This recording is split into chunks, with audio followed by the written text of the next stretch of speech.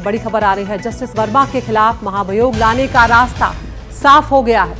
संसदीय कार्य मंत्री किरेन रिजिजू ने यहां पर बयान दिया है। प्रस्ताव पर 100 से ज्यादा सांसदों के हस्ताक्षर हो चुके हैं। आपको याद होगा, तस्वीरें भी हम आपको दिखा रहे हैं। घर में नोट मिलने के मामले में महाभियोग की तैयारी जस्टिस वर्मा के खिलाफ की जा रही है और उसमें सांसदों के हस्ताक्षर की जरूरत थी और अब इस मामले में महाभियोग का जो रास्ता है वो साफ हो चुका है। संसदीय कार्य मंत्री किरेन रिजिजू ने ये जानकारी दी है कि 100 से ज्यादा सांसदों के हस्ताक्षर इस पर हो चुके हैं और जस्टिस वर्मा खुद भी इस मामले में सुप्रीम कोर्ट का दरवाजा खटखटा रहे हैं। तो अब इस मामले में ये देखना होगा कि आगे किस तरह से इस कार्रवाई को आगे बढ़ती है। लेकिन अगर महाभियोग का रास्ता साफ हो गया है तो ऐसे में अब जस्टिस वर्मा की मुश्किलें बढ़ती हुई नजर आ रही हैं।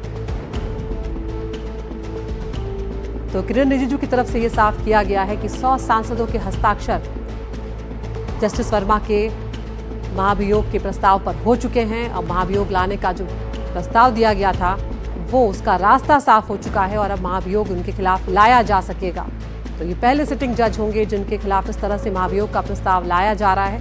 ये अपने आप में एक बहुत ही बड़ा मामला है जिसने कई सवाल जस्टिस वर्मा के काम पर किए थे।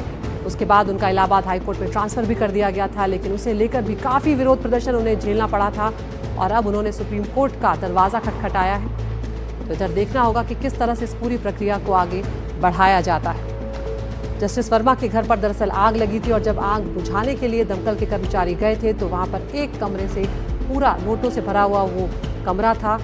जले हुए नोट दिखे थे, जिसके बाद ये सवाल खड़े हुए थे कि आखिर इतना पैसा उनके घर पर कहाँ से आया। कई तरह के आरोप भी उन पर लगे। जब उनसे सवाल जवाब किए गए तो वो ठीक से जवाब भी नहीं दे पाए, जिसके बाद ये मामला बढ़ता चला गया और अब उनके खिलाफ महाभियोग लाने की तैयारी की जा रही है।